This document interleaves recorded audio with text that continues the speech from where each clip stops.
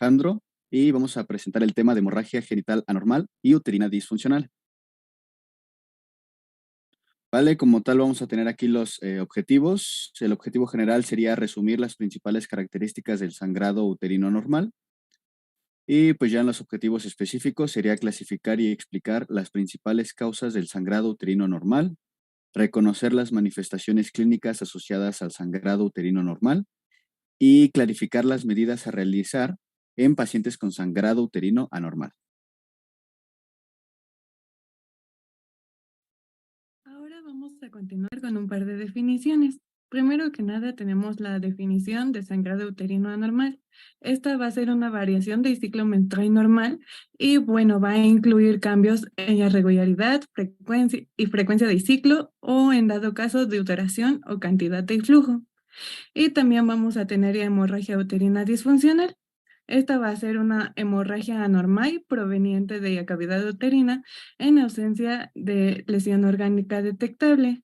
Cabe destacar que este es un diagnóstico de exclusividad, bueno, de exclusión, más bien, de las alteraciones anatómicas que vamos a ver más adelante.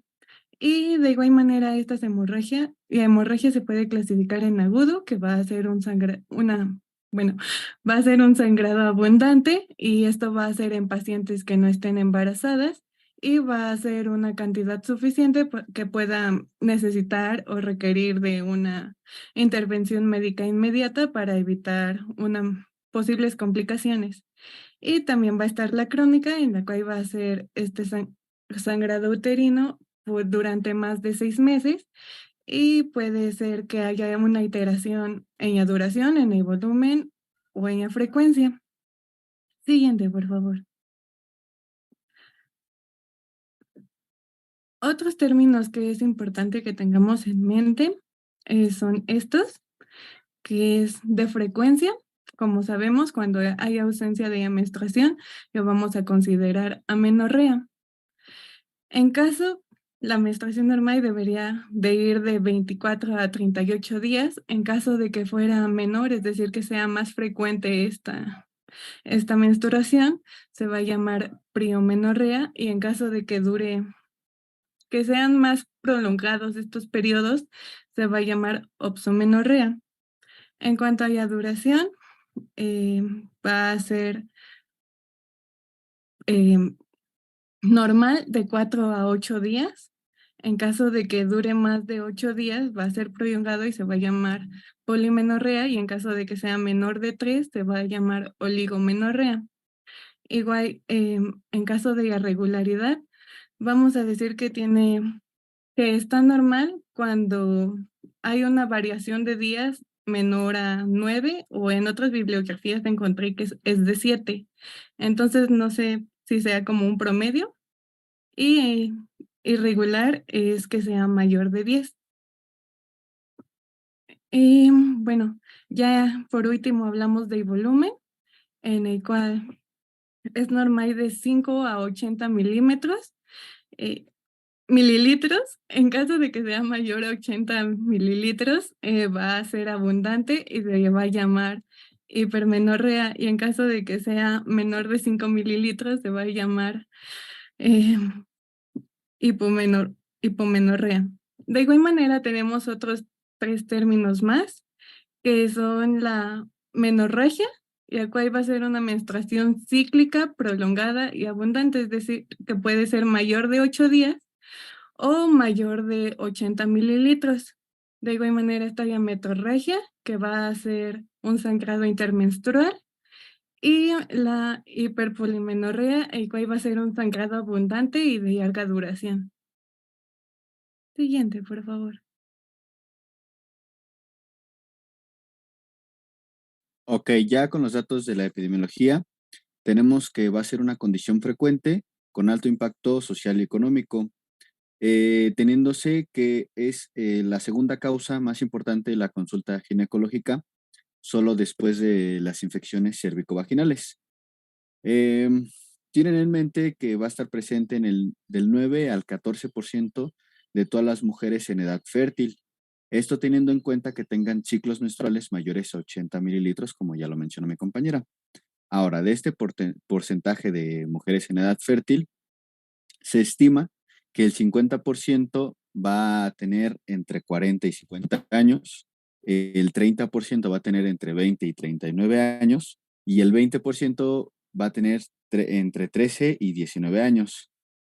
Ahora, en México aproximadamente 10 millones de mujeres están afectadas, de las cuales solo 6 millones buscan ayuda. Y también se estima que a nivel mundial, la hemorragia uterina disfuncional constituye el 15% de consultas médicas y que el 25% de las histerectomías se realizan por esta causa.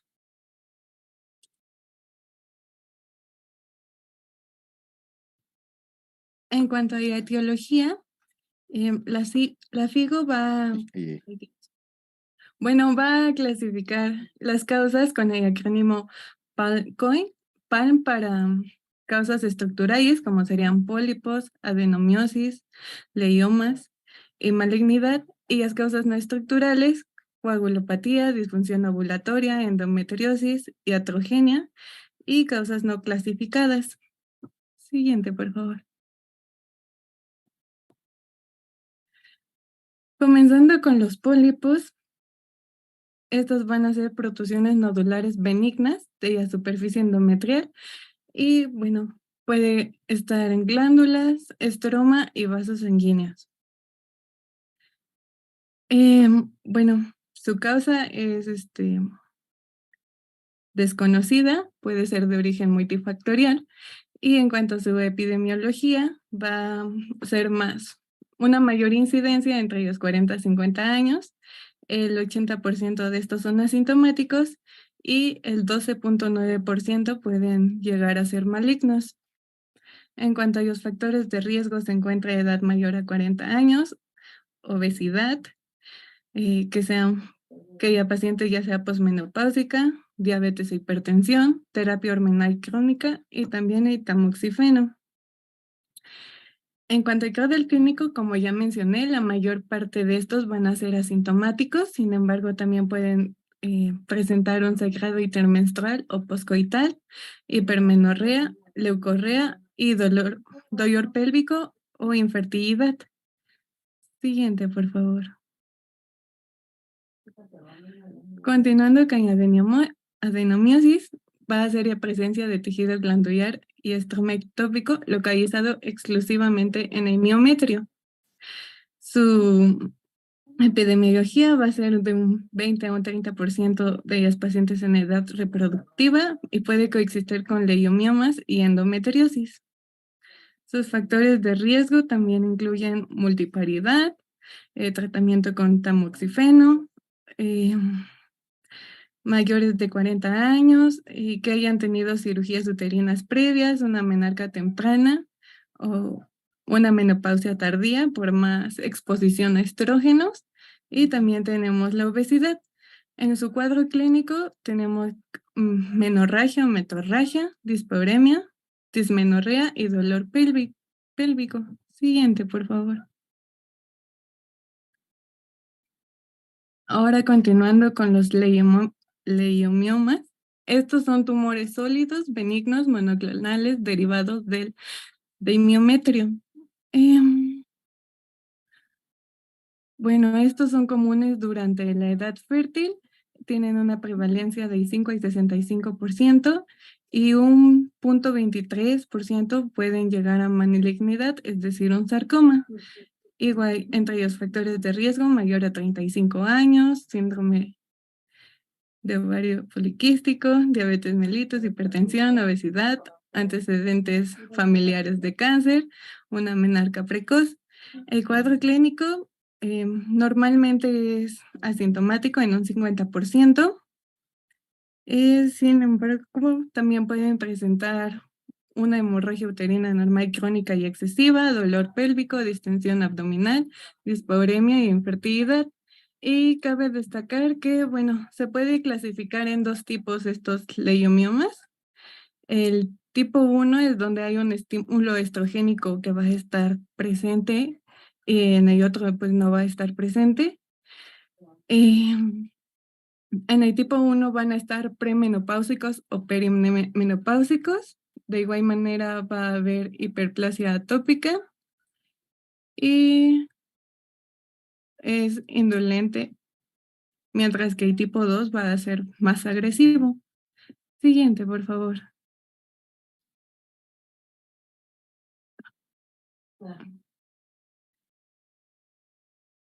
Este, ya, continuando con la malignidad, lo más común es el carcinoma endometrial. Este va a ser pues una neoplasia glandular maligna originada del endometrio o, como dice, una neoplasia endometrial intraepitelial. En su epidemiología va a causar 10% de las hemorragias uterinas anormales. Es la segunda neoplasia más común y hay una mayor prevalencia en países desarrollados. Bueno, y la mayoría de los factores de riesgo se repiten, pero aquí también se puede agregar tratamiento con estrógenos y tamoxifeno y la anovulación. El cuadro clínico va a ser un sangrado abundante y dolor pélvico. De igual manera se tiene una clasificación. Siguiente, por favor. Eh, ¿Hay alguna duda hasta aquí? Ya comenzaríamos con las causas no estructurales, entonces no sé si todo esté claro. ¿Tienen alguna pregunta, muchachos? No, vamos bien, gracias. ¿Vamos No, bien? pero todo bien. ¿Seguros? Ok. Entonces, antes de que la doctora siga, Okay. vamos a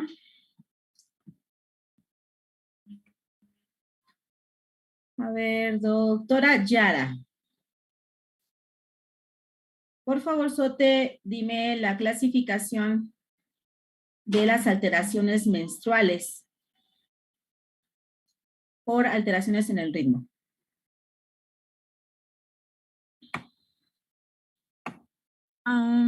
Sería, pues, En cuanto a periodicidad, doctora. sería, pues, dependiendo habla de la duración, ¿no? Ajá. Que me confundí. Sí. Ay, ¿sí me escucha bien? Sí, te escuchas muy bien. Sí, sería la oligomenorrea y la polimenorrea. Oligo, ¿de qué nos habla? Oligo que es menor de 3 días de la duración de la Hablamos acerca menstruación. de periodicidad, no de duración. Periodicidad si es mayor o menor de una. Sería la menorrea. Ujú. Ajá, Cuando la es que, menorrea, que cuando no existe, bueno, cuando hay ausencia de la menstruación, ¿por cuánto tiempo? por 3 meses. Por 3 meses. Ok, ¿qué más?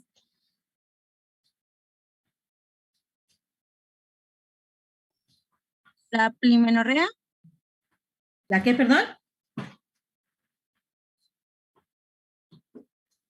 la plimenorrea, Proio.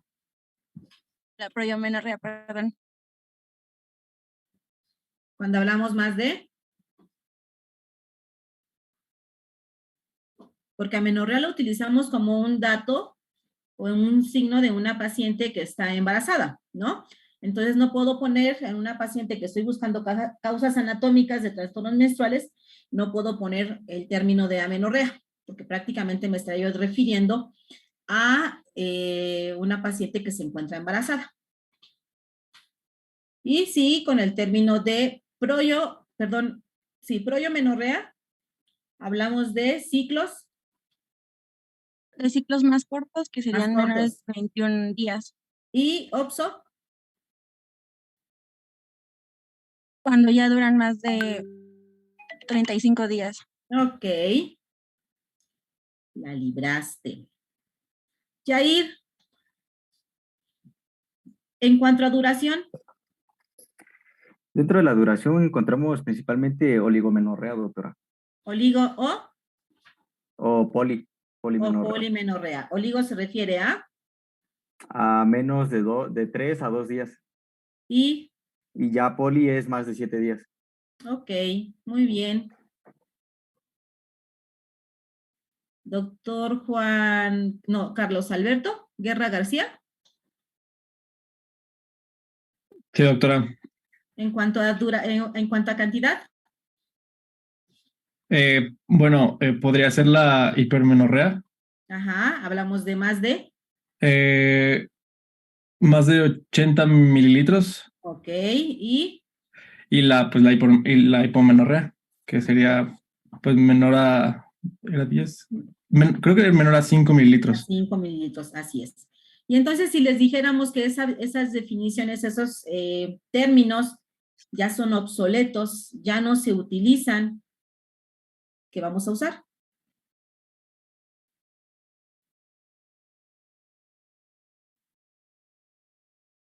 ¿Qué usamos, chicos? A ver, nuestros Ahora doctores que sí dieron el... se pone, o bueno, yo había leído que ahí ya se redactaba, se ponía la causa que tuviera la alteración menstrual, que ahí ya se redactaban con el PANCOI. Ajá, Sí, pero ya se redacta como el sangrado uterino disfuncional, ¿no? no, disfuncional es otra causa, ¿sí? Dentro del PALCOM tenemos justamente causas estructurales o causas ovulatorias o alteraciones en la ovulación o con el eje del ciclo menstrual, ¿sale? Y entonces, ¿cómo lo referiríamos?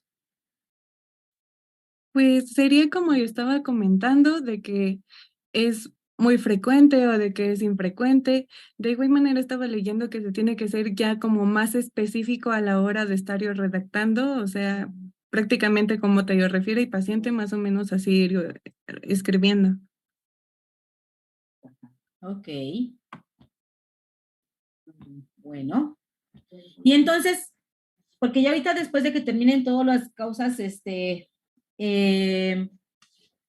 las coagulopatías, causas disfuncionales, nos vamos a ir con exploración física, ¿sí? ¿Qué es lo que vamos a encontrar? ¿Sale? Entonces, ahorita las preguntas que vayan teniendo, por favor, Sote, vayanlas apuntando porque si no preguntan ustedes, yo les voy a preguntar. ¿Vale? ¿No tienen ninguna pregunta? ¿No? Ok, seguimos. Ahora sí, continuando con las coagulopatías, esto va a ser en un 5 a 20% de los casos de no estructurales, va a agrupar enfermedades con trastornos de hemostasia causantes de sangrado uterino anormal.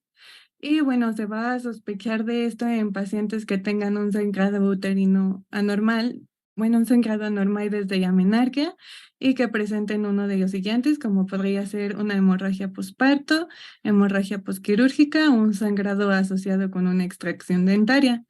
O, bueno, que también presente dos o más de los siguientes síntomas, como sería equimosis una o dos veces al mes, epistaxis una o dos veces al mes igual, sangrado frecuente de encías y una historia familiar de coagulopatías. Y bueno, el origen más frecuente de este grupo es la enfermedad de von Willebrand, con una incidencia de 1% de la población. Continuando con la disfunción ovulatoria, es un 10 a 15% de los casos y bueno, es frecuente en la menarquia y la menopausia y también incluyen un sangrado menstrual irregular, abundante o pueden ser ambas. Las causas fisiológicas serían la adolescencia, la perimenopausia, lactancia o embarazo. Ellas patológicas pueden incluir síndrome de ovario poliquístico, hiperplasia suprarrenal congénita, tumores productores de andrógenos, una disfunción hipotalámica, enfermedad de la tiroides, o inclusive puede ser secundaria a una radioterapia o una quimioterapia. De igual manera puede ser debido a algunos medicamentos, como podrían ser antidepresivos tricíclicos. Siguiente, por favor. Ahora vamos a continuar con lo que es la endometriosis. Esta va a ser la presencia y proliferación de tejido endometrial fuera de la cavidad uterina.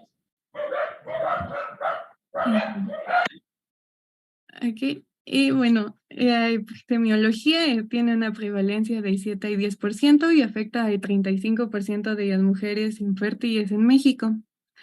Entre sus factores de riesgo se encuentra edad fértil, que sean nulíparas o ciclos cortos con sangrados abundantes. En el cuadro clínico encontramos un sangrado que puede llegar a ser muy abundante, dismenorrea, dispareunia e infertilidad. Siguiente, por favor. En las causas iatrogénicas, el cual puede ser un 40% de los casos, esto se puede asociar a diferentes cosas, como, bueno, medicamentos sobre todo, como son el DIU, ya que tiene hormonas, algunos, anticonceptivos orales, progestágenos, antagonistas de GnRH, moduladores de los receptores de progestacionales, ácido valproico, rifampicina y otra vez volvemos con antidepresivos tricíclicos. Y esto se debe a que varios de los medicamentos de los que estamos hablando van a aumentar el metabolismo de glucocorticoides hormonales del cuerpo. Entonces van a provocar hemorragias por la misma carencia de estos. Y bueno, los antidepresivos, bueno, igualmente con los antidepresivos, los cuales van a alterar el metabolismo de la dopamina y de algunos anticoagulantes. Entonces, podrían estar causando también este tipo de sangrado abundante. Y en los no clasificados van a ser poco frecuentes. Y bueno, en este grupo se pueden incluir malformaciones arteriovenosas, también se pueden incluir defectos de la cicatrización uterina, endometritis crónica y bueno, también se puede incluir enfermedad inflamatoria pélvica o erosiones cervicales y cervicitis, las cuales pueden provocar este sangrado en el cuello uterino y infecciones, traumatismos y cuerpos extraños en la vagina también pueden estar causando este tipo de sangrados anormales. Siguiente, por favor.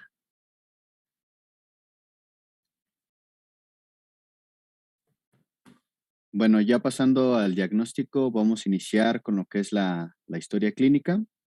Y aquí pues debemos preguntar datos sobre la cantidad de flujo menstrual, la duración del ciclo menstrual y de la menstruación, la extensión y la cantidad de los episodios de hemorragia intermenstrual y de cualquier episodio de hemorragia por contacto. Aquí también debemos de preguntar a qué edad inició la menarca o la menopausia, depende del extremo de la vida donde encontremos a la paciente. Y vamos a preguntar sobre registro de patrones hemorrágicos.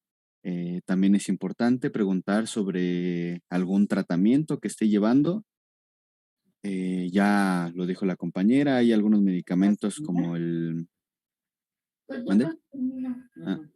El tamoxifeno, algunos antidepresivos, antipsicóticos, algunos corticosteroides pueden afectar la regularidad del ciclo menstrual. ¿Qué más? ¿Qué más? ¿Qué más? Y pues bueno, como ya vimos que las causas son de una amplia variedad, pues aquí sí debemos de hacerle una importancia, una historia clínica bastante amplia para en cualquier aspecto nosotros encontrar ese detallito, esa irregularidad, ¿no? Ya pasando a la exploración física, aquí, pues bueno, vamos a hacer una exploración física abdominal y un tacto vaginal y podemos encontrar varias cosas. Aquí podemos encontrar causas del sangrado uterino por causas anatómicas y, por ejemplo, si encontramos masas abdominales y un útero agrandado e irregular, normalmente es por miomas uterinos. Bueno, también en la historia clínica, un dato importante era los antecedentes heredofamiliares. De los más importantes son coagulopatías y miomas uterinos. Ahora, un útero que ha crecido de manera simétrica nos puede dar datos de adenomiosis o carcinoma endometrial. Ahora, algunas lesiones visibles podrían ser causadas por pólipos cervicales o carcinoma cervical. Ahora también podemos completar esta exploración física con un tacto rectovaginal que nos va a dar resultados de un cuello uterino en barril o un cuello uterino agrandado. Aquí también debemos de hacer una inspección general para ver, por ejemplo, en pacientes jóvenes si la escala de Tanner corresponde a la edad de la paciente. Ahora, otros auxiliares diagnósticos, encontramos el ultrasonido, que este sería de primera elección, Perdón, ya doctor. sea un ultrasonido vaginal o transabdominal. Alejandro, Mande. cómo se palpa un útero que tiene, podemos diferenciar un útero que tiene miomas a un útero que tiene adenomiosis?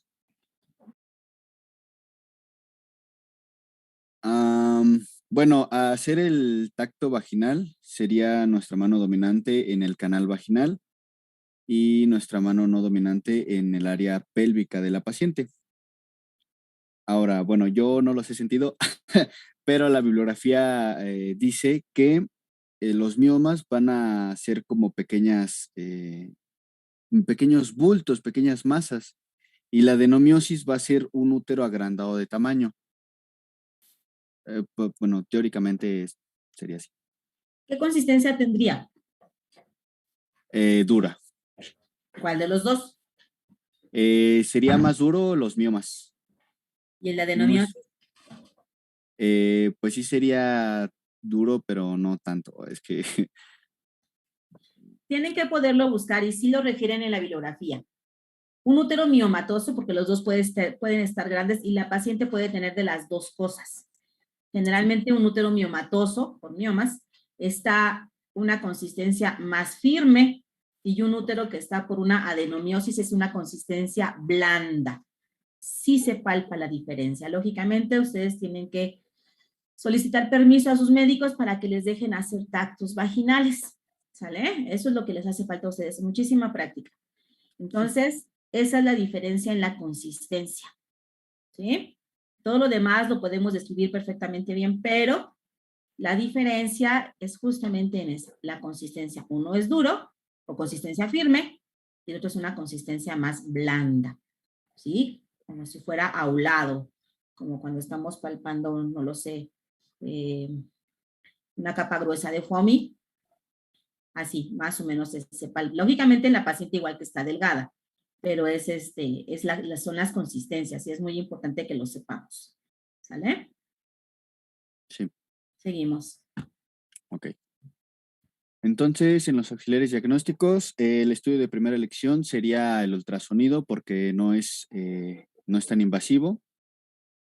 Aquí vamos a poder identificar anormalidades estructurales. También vamos a valorar la línea endometrial y dependiendo del grosor de esta línea, pues será nuestro tratamiento, la conducta a seguir. Y también es recomendado hacer el ultrasonido en la primera mitad del ciclo menstrual. Ahora, exámenes de laboratorio, como ya vimos que hay muchas causas, pues hay muchas pruebas. Por ejemplo, en la bioquímica sanguínea nos puede reportar datos anormales en el nivel de las plaquetas. ¿Esto por qué? Pues como estamos viendo el sangrado, a lo mejor tiene una coagulopatía importante y pues ya ese sería de ahí referiríamos el tratamiento. También factores y tiempos de la coagulación, nivel séricos de la fracción beta de la gonadotropina coriónica humana. ¿Por qué? Porque debemos de excluir el embarazo. Nivel de prolactina, andrógenos séricos, gonadotrofinas hipofisiarias, si hay alguna alteración en el eje hipotálamo-hipófisis-gónada. También pruebas de función tiroidea, función hepática y función suprarrenal. Ahora, en el examen citológico, aquí nos puede dar resultados de lesiones intraepiteliales asintomáticas del cuello uterino. También este estudio nos va a ayudar para descartar el cáncer cervical invasivo y puede haber presencia de células endometriales postmenopáusicas. Ahora, en la geografía pélvica, aquí podemos encontrar datos de fibromas intramurales y submucosos. También podemos encontrar pólipos intrauterinos y masas anexiales. Por ejemplo, aquí en la imagen tenemos lo que es el útero y aquí hay un fibroma. Y también en este estudio nos puede dar datos de un endometrio grueso e irregular persistente, que esto ya nos va a dar datos de enfermedad endometrial como tal. También un método más invasivo sería la biopsia del endometrio. Estos, bueno, encontré que se pueden usar varios instrumentos como la cureta Novak, la cureta Duncan y la cureta Kevorkian. Y pues en este estudio no se va a requerir dilatación cervical. Esto nos va a dar datos de si hay una hiperplasia endometrial anormal, o bueno, más bien hiperplasia endometrial. Y la histeroscopía, esto obviamente vamos a utilizar una cámara endoscópica para hacer un examen directo. Y va a ser un método de referencia para la valoración de patología en la cavidad uterina. Este también va a tener la capacidad inmediata para extirpar algún cuerpo extraño. Ok, en la imagen que vemos allí, regrésamela, porfa. Samantha, que ya te vi que te agachaste, Samantha. Perdón, es que me estaba agachando a cargar. Ok, muy bien, muy bien. ¿Qué cánula es la que está en la imagen? En la de la biopsia de endometrio. Novak, Duncan, Kevorkian. ¿Qué crees No que son sea? no son las de Duncan, doctora, porque tienen dos pincitas. No. La que tiene en la cavidad uterina, esa es una alegra. Ajá, esa es una cureta, es para alegrar. ¿Sí? Entonces, con esas no tomamos, a menos de que se encuentre muy dilatado el cervix, tomamos biopsias con esas, pero generalmente usamos muy delgaditas. La cureta de Kevorkian, porque no sabía cuál era, es una pinza de sacabocado, es como un caimán que quita el cachito, quita el tejido. Y entonces, esa es más que nada para biopsia de cervix.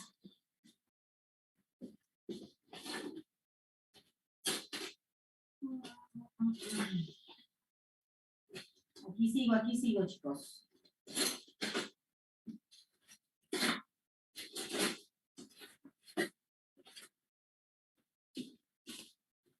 Es algo así. ¿Sí la ven? Esta es una pinza de Kevorkian. Es para biopsias de sacabocado, donde se ve ahí como una crucecita. Ese es justamente lo que quita el tejido o las partes en las que toma. Y la otra parte, esta que está aquí, es una parte que es muy filosa y esta la usamos para tomar biopsias de cervix. Esa es la de Kevorkian. Esta es para biopsias y es pinza de sacabocado. Entonces, esta no la usamos para biopsia de endometrio. Para biopsia de endometrio, lo que usamos es una cánula de Novak o las cánulas de Karman. Las de Duncan también son muy delgaditas, pero son las que se utilizan. La última es una pinza de sacabocados. Entonces, para que sepamos más o menos con qué podemos tomar, ¿sí? Generalmente ustedes en primer nivel, cuando se vayan a su servicio social, no van a utilizar prácticamente ninguna de esas porque son procedimientos que son de segundo nivel, ¿sale? Un Papa Nicolau sí lo pueden tomar sin mayor problema, pero es bueno que sepan cuáles son las que se pueden utilizar, ¿sale? Sí, doctora, yo que tengo una pregunta. Adelante. Exactamente, ¿hay algún, por así decirlo, como alguna diferencia significativa entre una dismenorrea de, pues, como, por así decirlo, normal, a una, por ejemplo, de endometriosis o de un carcinoma? Es que la dismenorrea no es normal. No hay dismenorreas normales. Lo normal es no tener dolor en nuestros ciclos. Nos acostumbran a lo anormal. Nos acostumbran a nada que sea normal. Los cólicos que podemos nosotros, es que va a depender aquí del tipo, de la tolerancia al dolor que tengamos cada una de nosotras. Y entonces a lo mejor con el mínimo roce que te ocasione quien sea, a lo mejor ya estamos en un grito. Y aquí nuestra familia es la que nos acostumbra, la que nos enseña a que todo nos tenemos que aguantar, y la realidad es de que no es así. Y eso les tenemos que educar a nuestras pacientes. Entonces, si nosotros queremos hacer diagnóstico diferencial para una endometriosis, recordemos que es el diagnóstico de exclusión o por exclusión. Y entonces, es el último que queda. Pero generalmente para una endometriosis, el diagnóstico confirmatorio es una laparoscopía. No hay otro. Podemos sospecharlo, pero ¿por qué? Porque son imágenes muy específicas a nivel abdominal. ¿Sale?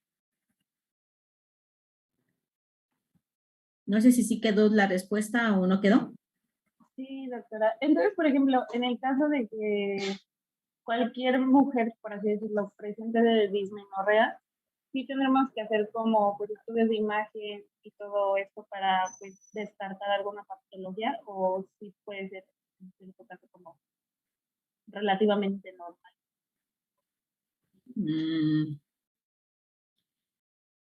¿Qué estudio de imagen propondrías?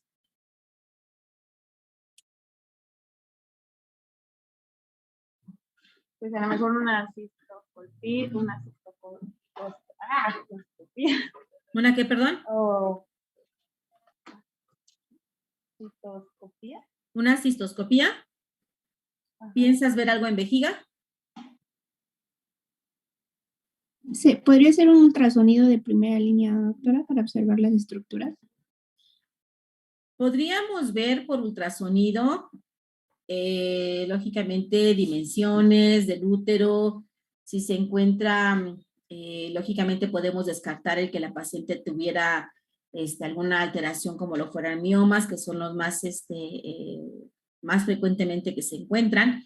En una paciente, una adenomiosis por ultrasonido, a veces es muy difícil que nos lo reporten, que lo diagnostiquen por ultrasonido.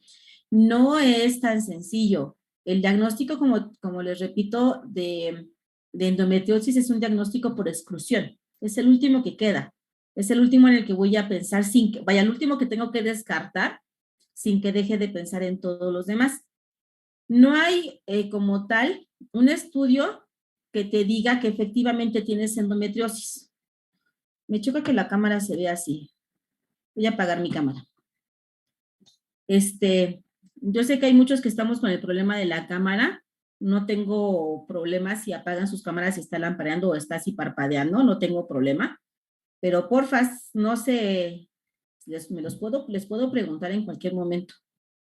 Entonces, no es la única forma de hacer el diagnóstico es viendo las lesiones. Ajá, podemos sospecharlas, o a lo mejor en un ultrasonido pueden decir que se encuentran masas o tumoraciones que estén fijas, o un asa intestinal que no se mueva. Me pueden sugerir muchas cosas, pero el diagnóstico es el último en el que tengo que pensar. Hay un marcador tumoral que podemos solicitar, que es el CA125, y ahí me va a decir que hay datos de inflamación. ¿De dónde? De donde sea. ¿Sale?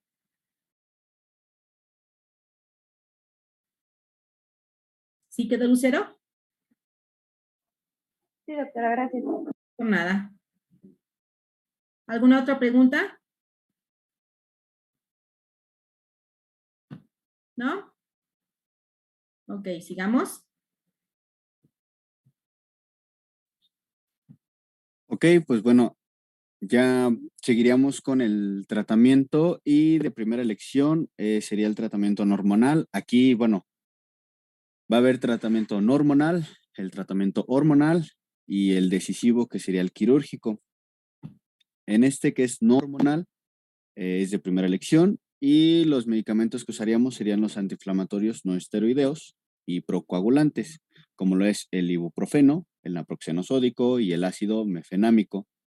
Ya el ácido tranexámico, ese es un antifibrinolítico, y también se usa para tratar lo que son los sangrados abundantes o los sangrados excesivos en el ciclo menstrual. Estos van a actuar disminuyendo la liberación de prostaglandinas, por lo que van a disminuir el sangrado. Y, por ejemplo, en pacientes que tengan, bueno, que lleven 2 años después de la menarca, no se recomienda dar tratamiento porque apenas el sangrado se está regularizando. Entonces aquí lo único que se recomienda sería vigilancia.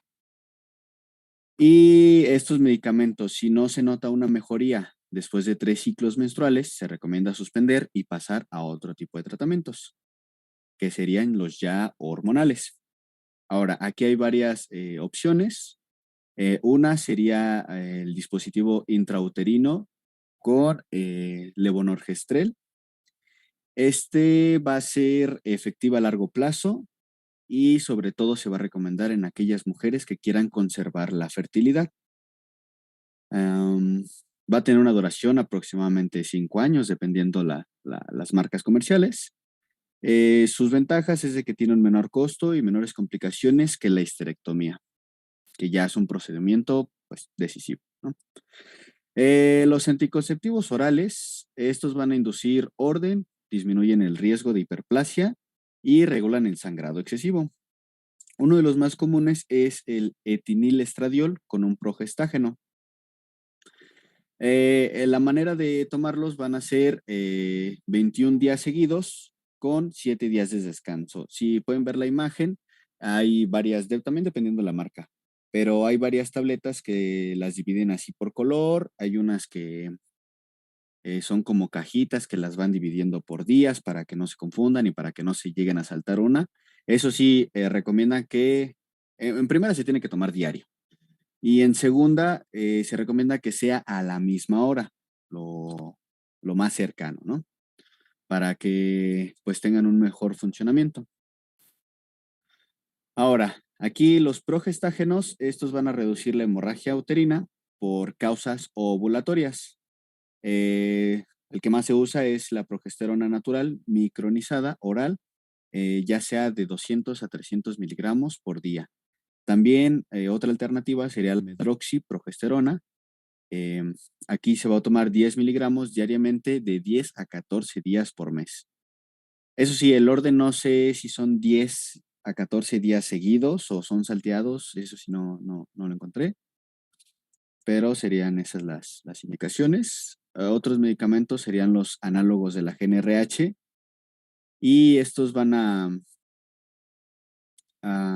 están indicados para la supresión hormonal o en casos de rechazo al tratamiento convencional. Estos van a ser inhibidores de la hipófisis, lo que va a impedir la liberación de la FSH y LH, por lo que esta se suele usar como terapia prequirúrgica. Si esto no llega a funcionar, ya se toman otras medidas más definitivas. Antes de que pases a lo quirúrgico, regrésate, por favor. Sí. Una más.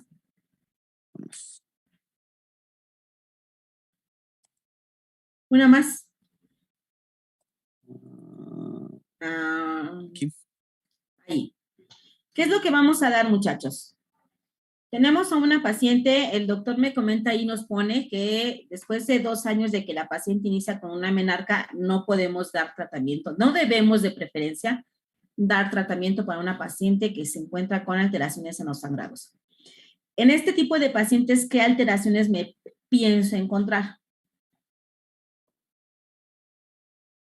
Si decimos que la menarca de la paciente fue a los 10 años, a los 12 años, ¿qué tipo de alteraciones me voy a encontrar? ¿Cuál es la causa de la hemorragia? ¿Cuál es?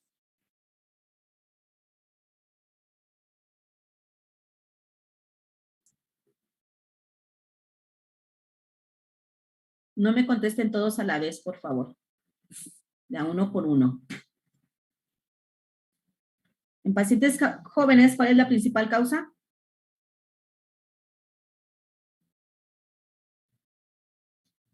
Me dicen o pregunto de forma específica. Doctora, ¿podría ser una disfunción ovulatoria de causa fisiológica? Disfuncional. Claro que sí, es la principal. ¿Por qué no le doy tratamiento?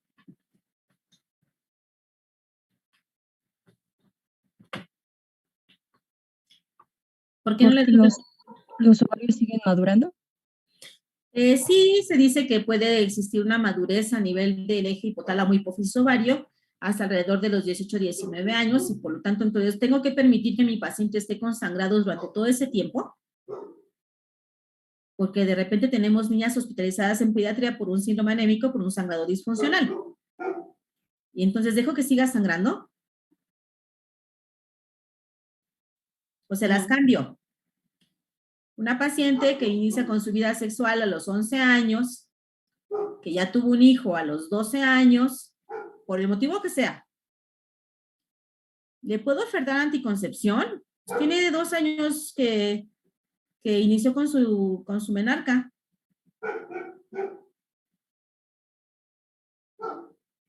¿Qué hago? Yo creo que sí podríamos iniciar con tratamiento hormonal en esos casos. Claro que sí, por supuesto que sí. Si tenemos que nuestra paciente se está quejando de que tiene que estar con un sangrado muy importante para ella, que ya utilizó al día 5 o 6 apósitos nocturnos, eso es un sangrado muy importante para una paciente tan joven. Entonces, por supuesto que podemos utilizar tratamiento, ya sea que empecemos desde lo más sencillito, que es lo que nos dicen ahí, antiinflamatorios no esteroideos, hasta que demos tratamiento con ciclos, ya sea con parches, con hormonales combinadas, ya sea con parches o con pastillas, para regularizar su ciclo de la paciente, que sea no tan abundante, no tantos días y sin dolor. Si hablamos justamente que lo que me ocasionan las prostaglandinas en las pacientes muy jóvenes o que empiezan con su menarca es justamente por liberación de prostaglandinas. Ya pacientes más grandes ya hablamos de alguna otra alteración, como lo estábamos comentando con una endometriosis, pero pacientes tan jóvenes no es frecuente el diagnóstico de una endometriosis. Entonces, por supuesto que le podemos dar tratamiento. Y entonces, ¿cómo le digo que se los tome? ¿Cómo le digo, Jimena? ¿Cómo le digo que se tome el tratamiento? Bueno, pues mencionó mi compañero que en caso de dar el tratamiento hormonal, estas pastillas tienen que administrarse 21 días y dejar que descanse 7. Ese es medicamento hormonal. ¿Cómo le doy el antiinflamatorio no esteroideo a la paciente? ¿Cómo se lo indico?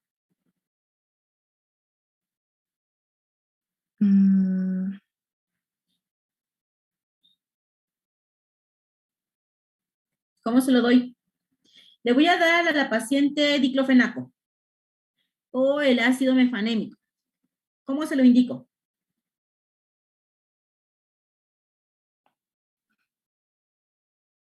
Diana Camacho, ayúdale a tu compañera, por favor.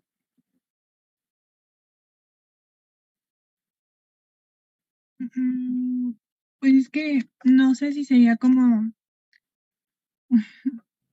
No sé, la verdad, doctora, no. No sé si es por peso, no sé. No. ¿Alguien que nos ¿No sería cada vez que, pues, refiere al dolor como tal? Sí. No hablamos de dolor, hablamos de control de su sangrado. Doctora, ¿podría ser antes del periodo menstrual? O sea, antes de que inicie su menstruación. ¿Cuántos días antes? 1 o 2 días antes de... Ajá, me parece que son 1 o 2 días antes. Creo que son 2 días. Miren, allá Alejandro les está dando no sé qué señas está haciendo con los dedos, pero ya vi a Alejandro que está haciendo ahí algunas señalizaciones. Sí, serían de 3 a 5, doctora. Ajá, entonces, si mi paciente ya la diagnostiqué que está con alteraciones por un sangrado disfuncional, este tratamiento debe de ser cíclico. ¿Qué es lo que tenemos que hacer con la paciente? Pues entonces, tenemos que darle su tratamiento este tiempo antes de que la paciente empezara con sus sangrados, para así evitar que la paciente esté con el dolor y para que la paciente, sus ciclos sean más cortos. Y por supuesto que les ayuda. ¿Sale? Y ya después nos vamos entonces con una paciente que ya le dimos este medicamento que no funcionó. ¿Qué es lo que vamos a seguir?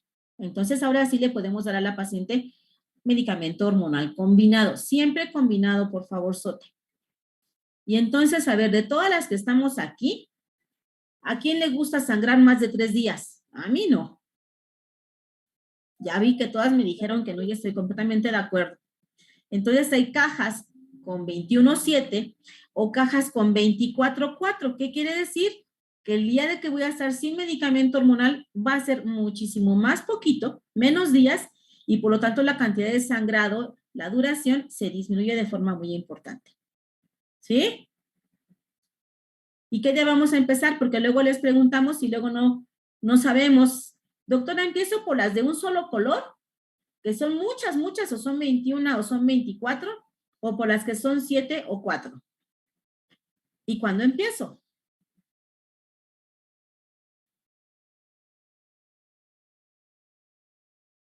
A ver, Adrián, te ves con ganas de querer contestar.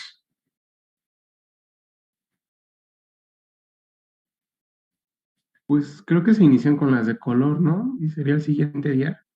Ok, ¿hasta el siguiente día de qué? O sea, bueno, de que acuda a consulta, digamos. O sea, ¿Cómo que se las indicas? mi última regla fue hace 15 días. Hoy voy contigo. ¿Me las tengo que empezar a tomar mañana? No, según yo sería pues el primer día de su menstruación. Primero o segundo día del ciclo menstrual. Bien específicos, por favor, Sote. ¿Sale? Y todos los días hay que tomarlo. Entonces, con que me digan, al día siguiente de que fui con el doctor, y es que todavía no empiezo a arreglar, me espero o los tomo ya. Y entonces alteramos más el ciclo. Aguas con eso.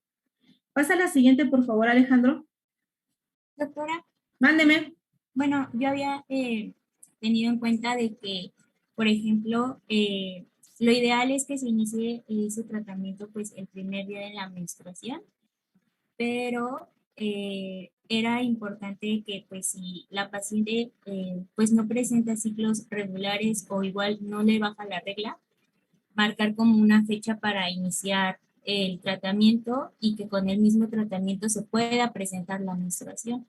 Y ya así mismo, pues tomar sus 21 pastillas y dejarlos 7 días libres y así sucesivamente durante cierto tiempo para esperar que se regule.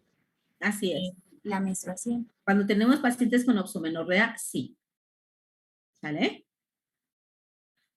Y pásame la que sigue, por favor, Sote. Aquí. Nos comentaste de que no sabes cómo utilizamos la medroxiprogesterona o un progestágeno. ¿Cuál es la fase más segura de nuestro ciclo menstrual? Más segura en cuanto a duración.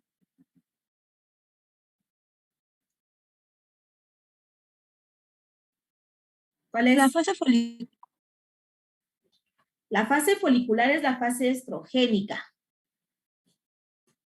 ¿Es esa? ¿O la fase secretora o progestacional? Pregestacional. La pregestacional. La pregestacional. O la que está incluida, la que está influenciada por la progesterona. Entonces, la segunda fase es la más regular, es la más exacta.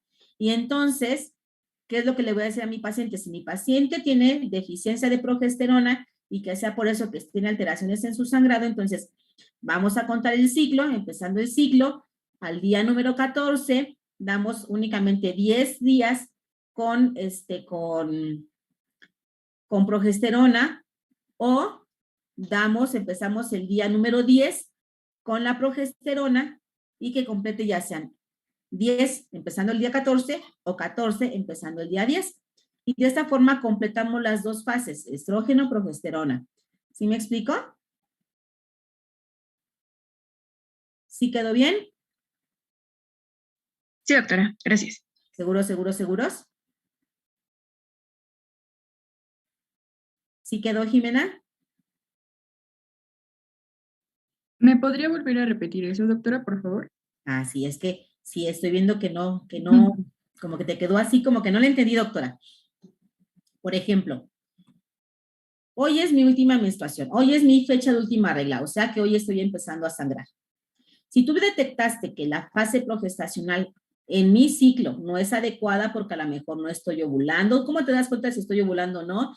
Pues me preguntas la longitud del moco cervical, el que a lo mejor me mandaste checarme todos los días la temperatura basal y entonces te diste cuenta de que no estoy ovulando, de que no aumenta ese grado, medio grado de temperatura, entonces mi fase progestacional es mi fase de secretora, en donde está la progesterona más elevada, no está completa, no está presente. Entonces tú me vas a decir, a ver, va a tomar a partir de hoy, que es su primer día, en 10 días, usted va a empezar a tomar Geslutin, que es la que tienes allí, progesterona de 100 miligramos. Y entonces a partir del día 10 hasta el día 24 del ciclo va a tomar progesterona todos los días. Y por lo tanto, ya completaste mi ciclo de 24 días y me vas a dejar sangrar poquitos días. ¿Sí? Si es 10 días de tratamiento, entonces va a partir de hoy, el día 14, o sea, dentro de 2 semanas, va a tomar 10 días de tabletas. Y ya completaste mis 24 días y me vas a dejar sangrar los últimos 4. ¿Sí? Así es como las debemos de indicar. ¿Sale? ¿Ya quedó un poquito más claro? Sí, muchas gracias. ¿Y chicos? Ok. Bueno, y los análogos de la GnRH, este es un medicamento que utilizamos únicamente cuando queremos que nuestra paciente, que el tamaño, el volumen de esos miomas, porque generalmente lo damos cuando la paciente está con miomatosis uterina, disminuya su tamaño. ¿Para qué? Para que cuando hagamos una cirugía, sea menos lo que cortemos, sea menos lo que quitemos y ese útero quede un poquito más reconstruido, porque a veces son miomas que son muy grandotes y no los alcanzamos a visualizar de forma adecuada, a quitar de forma adecuada. Ese medicamento tiene una vida media de 3 meses. ¿Qué quiere decir? Que pasando estos 3 meses que voy a tener en la actividad de esos ovarios para que no haya crecimiento de ese tejido, de ese útero, se va a hacer reducir de tamaño, sí, pero no se van a desaparecer. Una vez que desaparezca, que quitemos el medicamento o que ya no le repitamos, todo regresa a su tamaño normal. ¿Sale? Entonces es por tiempo muy corto. Y cada inyección, porque son en inyecciones, cada inyección está cerca de 15,000 pesos. O sea, si no tenemos seguro social, ISSSTE o algo que seamos beneficiarios o que tengamos este derecho de seguridad social, si no lo tenemos, el paciente lo tiene que comprar. Es muy caro. ¿Sale? Ok, sigamos. Bueno, ya seguiríamos con el tratamiento quirúrgico y empezaríamos por el legrado uterino. Este procedimiento también nos podría ayudar para la obtención del tejido endometrial mediante un legrado. Bueno, esta operación. Realizando también un curetaje o un raspado. Este sería el tratamiento quirúrgico de primera elección.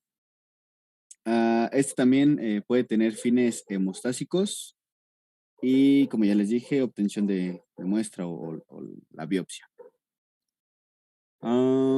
Seguiríamos con una histeroscopía quirúrgica. Aquí también podemos hacer la resección de los pólipos y miomas uterinos submucosos. Y esta va a estar indicada cuando se desea conservar la fertilidad. Porque como lo dijo la doctora, ahora sí que nada más vamos a retirar lo que son los cuerpos, las masas, el bulto. Aquí la ablación endometrial va a ser una destrucción quirúrgica del endometrio. Este va a ser un procedimiento permanente. Aquí pues la fertilidad pues ya no se va a conservar. Y la hemorragia bueno, este tratamiento está indicado cuando la hemorragia ya influye negativamente en la calidad de vida y la histerectomía no es una opción adecuada. Esto ya sea por problemas sanguíneos, problemas de a lo mejor hipertensión arterial o cositas así, pero hay algo que no nos deja hacer la histerectomía por riesgo fatal de la paciente, entonces se habla de una ablación endometrial. Y bueno, ya pasando a la histerectomía, esta va a ser pues la resección quirúrgica del útero, ya sea parcial o total.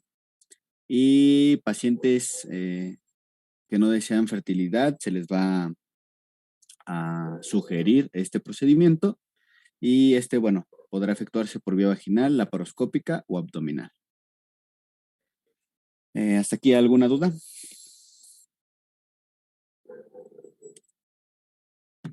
Para pasar ya al caso clínico.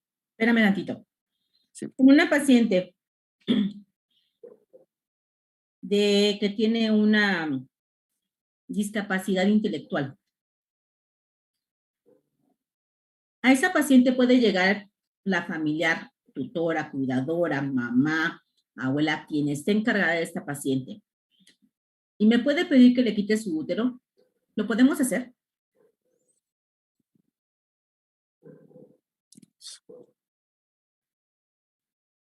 Les pregunto para todos.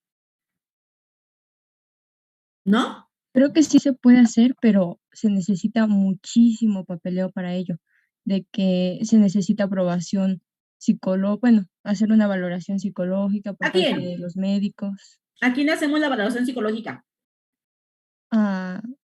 pues a la paciente, a la niña en este caso. Tiene diagnóstico de una parálisis cerebral infantil. Y es visible.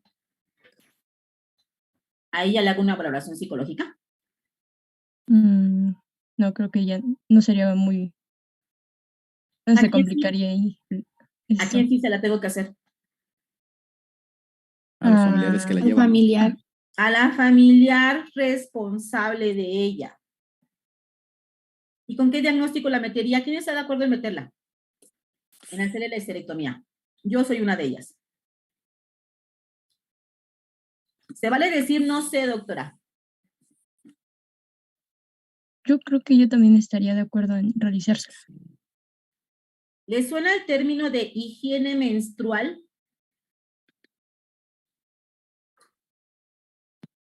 Pongámonos en esta disyuntiva o en esta reflexión. Mientras estemos nosotros, si somos responsables de una paciente así, nosotros la cuidamos. Mientras la dejemos acompañada de alguien más, que aparentemente puede ser cuidador, no sabemos en qué momento la paciente puede sufrir una agresión sexual. No quiere decir con esto que quitándole el útero la paciente no va a sufrir agresiones. No, depende con quién la dejemos. Y no todo el tiempo vamos a estar con ella si somos cuidadores primarios. ¿A qué quiero llegar? Que la legislación del Estado de México o de la República Mexicana no existe claridad en muchísimas cosas. Pero no lo duden que en algún momento alguien, una mamá desesperada, va a llegar a solicitar consejería. Mi hija tiene 20 años, o mi sobrina, o soy la cuidadora de, soy la tutora porque la abandonaron. Tiene 13, 14 años y cada que sangra es un sangradero. Y por lo tanto, quisiera que le quitaran su matriz. ¿Quién sí lo haría? ¿Quién no lo haría? Y eso es únicamente para que lo busquen. Existe el término o el diagnóstico médico de higiene menstrual. Y si nos metemos en la legislación del Estado de México, hay pros y hay contras. Entonces, yo, justificando el procedimiento, haciendo una valoración psicológica con el cuidador principal, ¿sí? Hacerle saber que lo que hace es correcto para lo que ella decide. ¿Sale? Esto queda como tarea para todos ustedes. Meterles un poquito la curiosidad de meternos en un marco legal. ¿Sale? Ok. ¿Alguna pregunta? ¿No? Ahora sí, Alejandro, el caso clínico. Mándeme. Sí, doctora. ¿Qué contraindicaciones sería para una histerectomía? ¿En quién? Solo sería como en cualquier cosa, porque decía que la población que si tenía... No seas mala, acércate a tu micrófono porque casi no te escucho.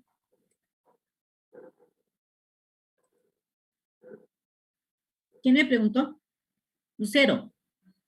Yo, doctora. Ajá. Ahora sí, pregúntame.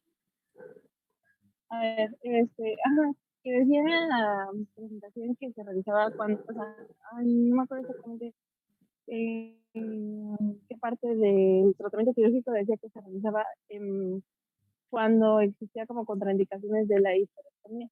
Pero en ese caso, o sea, la contraindicación sería como la principal de que pues, la mujer quiera tener hijos o tiene alguna como otra contraindicación. Pero con contraindicaciones en mujeres sanas, bueno, no neurológicamente íntegras.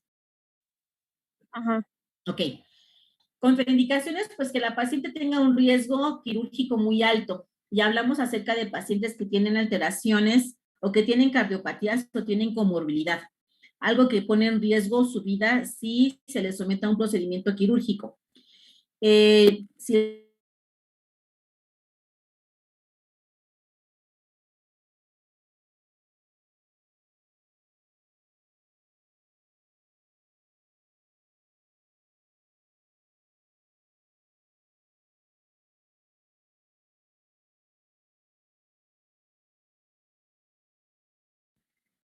a lo mejor le regulo sus ciclos 3 meses en lo que la preparo, que le damos ácido fólico. Y lógicamente es un manejo que no tenemos que dar nosotros solos. Y también depende mucho de la edad de la paciente. ¿Vale? Entonces tenemos que ponerlas en condiciones para que todas, si tiene comorbilidades, tratar de en esos meses estabilizarla para que no haya mayor problema. Pero he visto pocos raros en el que la paciente, pocos casos en el que la paciente que quiere embarazarse, le tengamos que hacer aún así una esterectomía porque no se puede controlar o no hay forma de cómo tratarla, porque a lo mejor son miomas que son muy grandes y se acaba de dar cuenta porque es una paciente a lo mejor muy gordita, puede haber muchas más causas, pero siempre vamos a tener una opción y la esterectomía es la última. Ok, doctora. Quedó claro. Gracias. De nada. ¿Alguna otra pregunta? Mande. Sí, me surgió otra duda. Por ejemplo, en el caso de la paciente hipotética que puso de los 12 años, en ese caso, o sea, ¿se inicia con parches y pastillas anticonceptivas? O sí se podría, por ejemplo, poner un Mirena o algún otro tipo de anticonceptivo, un implante térmico, por así decirlo, que es hormonal, por el hecho de que pues, a lo mejor se le olvide las pastillas, cosas así. Aquí a la que le tengo que dar indicaciones es al cuidador principal. Los horarios de medicamentos y todo eso. Sí puedo darle a la paciente, le puedo colocar un implante para que se controle su sangrado. Sí se les coloca, los hemos colocado. Y tenemos únicamente que avisarle acerca del manchado intermenstrual que va a tener la paciente, pero eso ya es mínimo. De los males, el menor.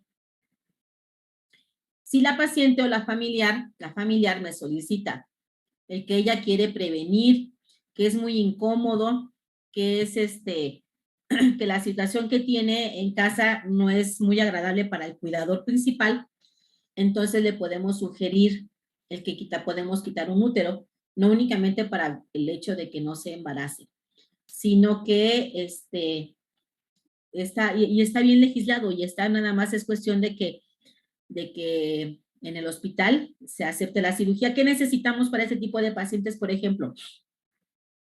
Una valoración por psicología para el cuidador principal, porque luego se va a enfrentar a la familia.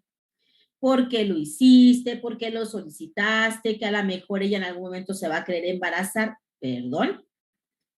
Ella no va a tener decisión para a lo mejor, sí me quiero embarazar, porque si tienen de ella, ella depende de alguien más, no va a poder tener o cuidar a alguien más. Son situaciones que son muy difíciles y muy complicadas.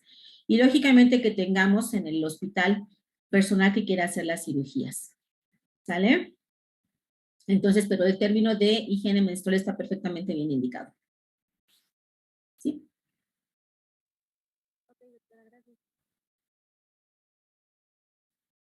Ok, sigamos con el caso.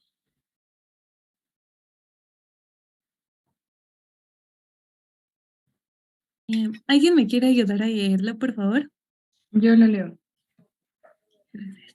Paciente femenina de 32 años acude con síntomas de dolor cíclico en región inferior del abdomen, dismenorrea y entre ciclos menstruales regulares. Hay episodios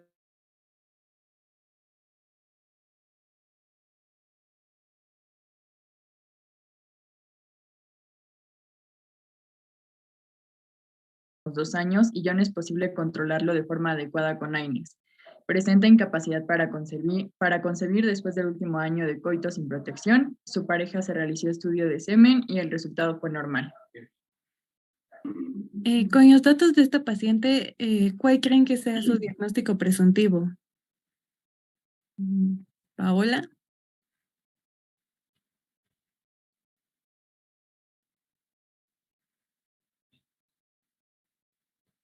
Sí, podría ser. ¿Y qué estudios harías para corroborar este diagnóstico? ¿O alguien más? Lucero. Podremos realizar una laparoscopía.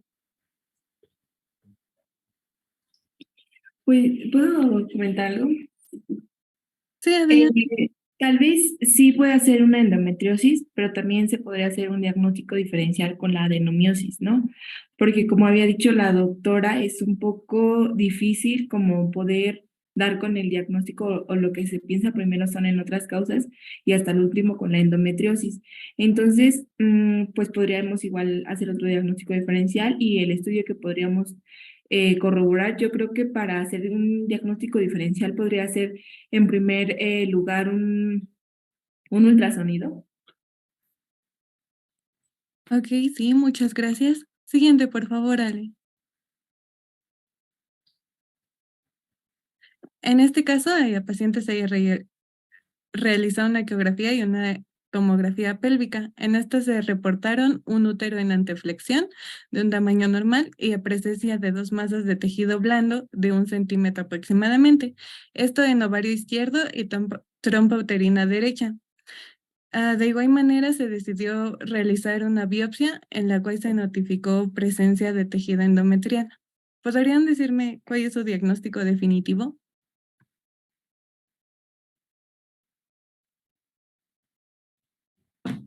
Lesión endometriosis. Ajá, pues por la presencia del tejido endometrial, una endometriosis. No estoy de acuerdo. Cuando tomamos una biopsia de endometrio, ¿qué esperamos encontrar? Pues endometrio, ¿no? Esperamos encontrar endometrio proliferativa para que podamos completar y tener un diagnóstico más certero. Con este resultado del ultrasonido, ¿el útero, la posición del útero está normal? ¿En ABF? ¿Está normal? ¿No es normal? Sí es normal, ¿verdad? Entonces es una posición o situación de ese útero que es normal. Y dice 2 masas de tejido blando. Es muy difícil que por ultrasonido nos podamos ver las consistencias. A lo mejor nos pueden decir que tiene imágenes calcificadas y entonces hablamos a lo mejor de un mioma calcificado. Ajá, o alguna estructura vascular que se encuentre calcificada. Y entonces, aquí nada más nos haría falta decirnos a lo mejor que en ese tejido, en esa biopsia podemos haber sacado a lo mejor partes de las glándulas y a lo mejor tiene implantes endometriósicos, que es distinto, ¿sí? Entonces a lo mejor allí ustedes quisieron llevar el caso clínico hacia una endometriosis, pero entonces tendríamos que haber visto bien. Esa no la vi, si no se las hubiera corregido. La que me mandaron no incluía esa diapositiva. Esa es mi defensa, según yo. Sí, esa no venía todavía. Ah, ¿verdad? Yo decía, y justamente les iba a preguntar más cosas, pero sí, no venía esa. Y entonces nada más para concretar, si a lo mejor la biopsia me hubiera dicho tiene endometrio secretor o proliferativo, entonces yo sé en qué etapa del ciclo anda la paciente, ¿sí? Y entonces a lo mejor hubiéramos allí buscado o hecho alguna otra situación de, ok, se hizo este ultrasonido, se hizo esta biopsia, y entonces la paciente sigue con deseo de embarazarse, a lo mejor le hubiéramos hecho otro tipo de estudio, le hubiéramos hecho a la paciente otro estudio, a lo mejor hubiéramos sugerido el hacerle una laparoscopía, y entonces allí hubiéramos encontrado a lo mejor implantes endometriósicos, y hubiéramos concluido un caso clínico con un diagnóstico certero. Ajá, porque como comentamos, y lo estuvo comentando una de sus compañeras, que ya no la veo ahorita en el... Ah, ya la vi. Jimena me estuvo preguntando mucho de endometriosis. ¿Sí, verdad, Jimena? ¿No? Ay, ya se me perdió, perdón por los nombres. Fue Lucero, creo. Ah, ok, y entonces, pues esas son las situaciones en las que podamos tener algún diagnóstico más certero, ¿sí? Y entonces, nada más para que concluyamos, no sé si tienen alguna otra pregunta. Ok, entonces, mande. No, ninguna, doc. Ok. Y entonces ya nada más quedaría, ¿qué le damos de manejo a una paciente que ya le colocamos un dispositivo medicado para que deje de sangrar y está con manchado todos los días, todos los días, todos los días?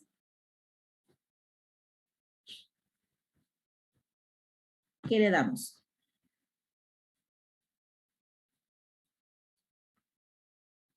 ¿Podríamos intentar con AINES?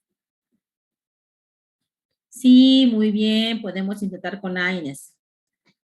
Si no nos funciona, como es progestágeno, podemos darle unos ciclos con hormonales combinados. También podemos darle unos 2 ciclos con hormonales combinados, cualquier anticonceptivo que gusten. Y a veces es un vasito que anda ahí llorando, llorando, llorando, le podemos dar a la paciente disinone o ácido tranexámico. Y con eso, hasta que logremos una dosis, generalmente con una tableta cada 8, cada 6 horas por 3, 4 días, y la paciente deja de sangrar. Entonces es un vasito que andaba ahí con un llantito sin que necesariamente sea una causa hormonal. ¿Sale? Entonces tenemos que probar todo. Y la paciente, sí encontramos tratamiento para la paciente, pero a veces son tratamientos que son muy costosos y que en la Secretaría de Salud difícilmente los tenemos. ¿Sale, chicos? ¿Preguntas? ¿Seguros? Van a generar el link para la clase de mañana de síndrome climatérico. Necesito, por favor, que bombardeen a sus compañeros con preguntas, porque yo ya tengo las preguntas para ustedes. ¿Sale? Conste. Nos vemos mañana. Gracias, doctora. Gracias, Adiós, doctora. doctora. Ustedes, muchas gracias. Buenas noches. Buenas noches. ¿Sí o no? Y entonces aquí, ¿qué pasaría si me dijeran, tiene una hiperplasia endometrial? ¿Es normal? Claro que no, no es normal.